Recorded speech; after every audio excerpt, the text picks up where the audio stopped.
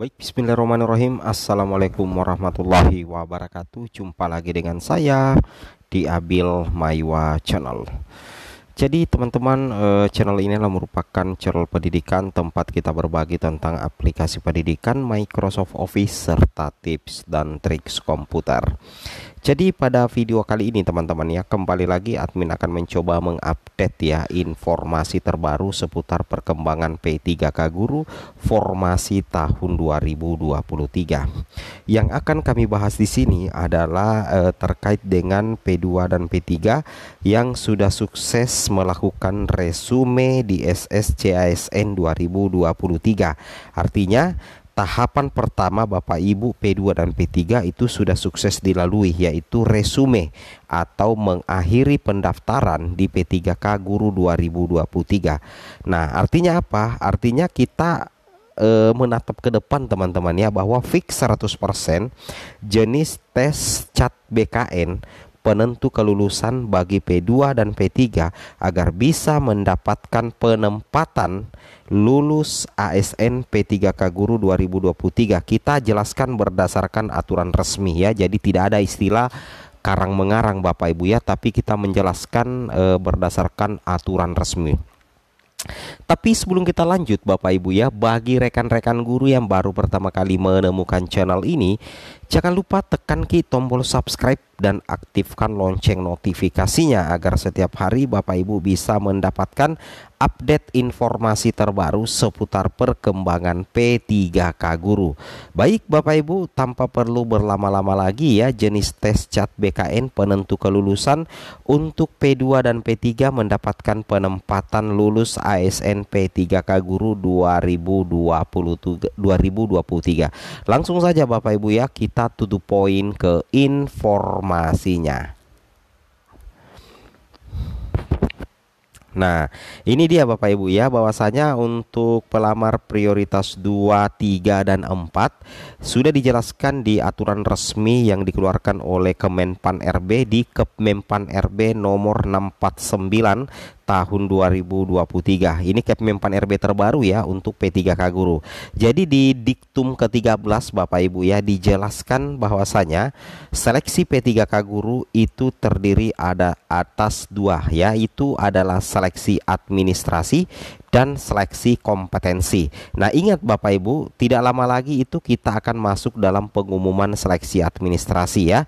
Mudah-mudahan lulus semua, dan setelah seleksi administrasi nantinya Bapak Ibu P2 P3 akan mengikuti seleksi kompetensi. Dalam hal ini Bapak Ibu akan mengikuti tes CAT BKN. Nah, seperti itu ya. P2 P3 akan ikut tes CAT BKN. Kemudian dijelaskan juga di diktum ke-14 bahwasanya seleksi kompetensi sebagaimana dimaksud pada diktum ke-13 huruf B itu meliputi 3 jenis Bapak Ibu. Yang pertama seleksi kompetensi teknis, seleksi kompetensi manajerial, seleksi kompetensi sosial-kultural.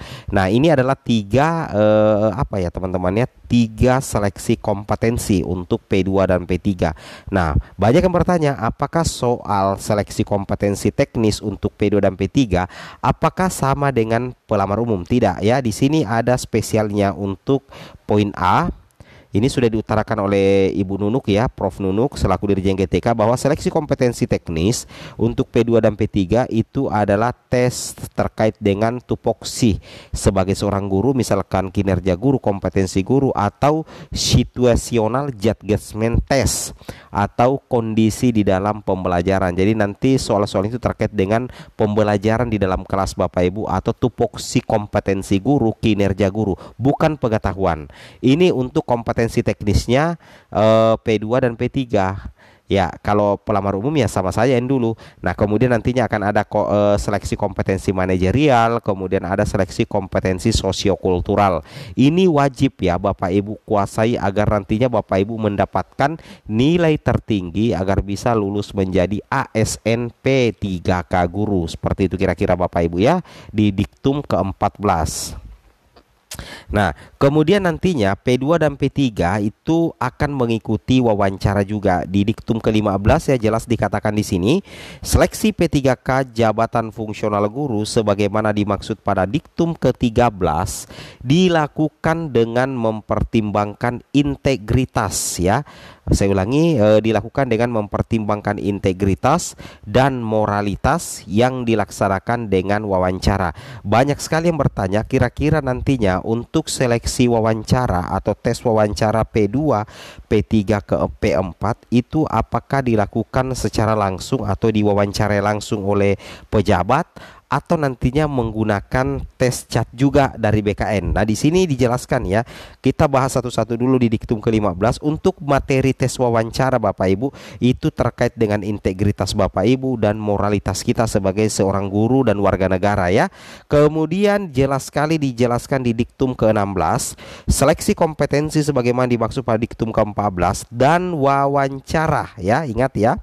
Dan wawancara sebagaimana dimaksud pada diktum ke-15 dilaksanakan menggunakan sistem komputer asistes atau CAT yang diselenggarakan oleh BKN. Jadi nantinya sudah terjawab untuk tes wawancara Bapak Ibu setelah tes chat BKN akan ada soal wawancara juga yang terkoneksi atau terintegrasi di komputer asistes. Jadi bukan ditanya langsung tapi nanti melalui tes chat juga yang diselenggarakan oleh BKN untuk wawancara. Nah, jadi sudah tidak ada lagi pertanyaan ya.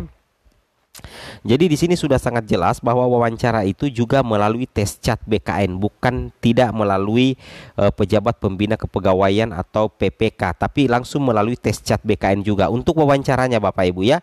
Nah, ini jadi betul-betul P2, P3, P4 itu harus bersiap-siap ya, karena betul-betul akan dites dan penentu kelulusannya ya apabila Bapak Ibu mendapatkan nilai tertinggi dan ada formasinya. Seperti itu kira-kira ya. Oke, kemudian kita lanjut lagi rekan-rekan sekalian. Nah, ini dia Bapak Ibu ya. Nah, kemudian nantinya itu materi kompetensi teknis bertujuan untuk menilai penguasaan pengetahuan. Tapi kalau P2, P3 itu tidak terhitung ini. Ya, nantinya itu sesuai dengan materi pembelajaran di kelas. Tapi kalau kompetensi manajerialnya ya seperti ini. Nah, ini dia kisi-kisinya untuk manajerial itu kompetensi yang termasuk dalam manajerial itu contohnya integritas, kemudian kerjasama, komunikasi, orientasi pada hasil, pelayanan publik, pengembangan diri dan orang lain, mengelola perubahan dan pengambilan keputusan, kira-kira seperti itu ya. Nah, kemudian lanjut lagi Bapak Ibu, di sini kita lihat. Nah, untuk materi kompetensi sosiokultural bertujuan untuk menilai pengetahuan dan sikap terkait pengalaman berinteraksi dengan masyarakat majemuk yang memiliki keberagaman dalam hal agama, kemudian suku dan budaya, perilaku, wawasan kebangsaan, etika, nilai-nilai, moral, emosi, dan prinsip yang harus dipenuhi setiap pemegang jabatan untuk memperoleh hasil kerja sesuai dengan peran, fungsi, dan jabatan dalam peran pemangku jabatan sebagai perekat bangsa yang memiliki. Nah, ini dia Bapak Ibu ya, yang memiliki apa kira-kira? Ya, yang itu tadi, memiliki kepekaan terhadap keberagaman, kemudian kemampuan berhubungan sosial, kepekaan terhadap pentingnya persatuan, dan empati. Nah, ini terkait dengan sosiokultural ya. Materi wawancara nanti itu menggali informasi non kognitif yang bertujuan untuk menilai integritas ya. Menilai integritas Bapak Ibu ya. Nah, di sini kita lihat menilai integritas, kemudian moralitas meliputi aspek yaitu kejujuran, komitmen, keadilan, etika, dan kepatuhan. Ini yang Bapak Ibu cari materinya nanti di Google. Materi-materi wawancara itu terkait dengan integritas, kemudian kejujuran, komitmen, keadilan, etika, dan kepatuhan. Insya Allah kedepannya kami akan bahas ya terkait dengan contoh-contoh soalnya nanti Bapak Ibu insya Allah ya. Mantap jiwa ya. Oke. Kemudian kita lanjut lagi. Nah, jadi nantinya itu untuk pelamar P1 itu tidak dites lagi. Mereka tinggal menunggu penempatan. Sedangkan untuk apa namanya P2 dan P3, prioritas 2 dan P3 itu akan dites komputer asistes Bapak Ibu ya, seperti itu. Ingat ya, akan tes chat BKN kami sudah jelaskan. Jadi intinya untuk P2 P3 itu bukan tes observasi tetapi tes chat, tetapi bukan pengetahuan dan lebih mengenai pembelajaran. Ini dikatakan oleh Prof Nunuk ya, dilansir di jpnn.com. Semoga bermanfaat. Assalamualaikum warahmatullahi wabarakatuh.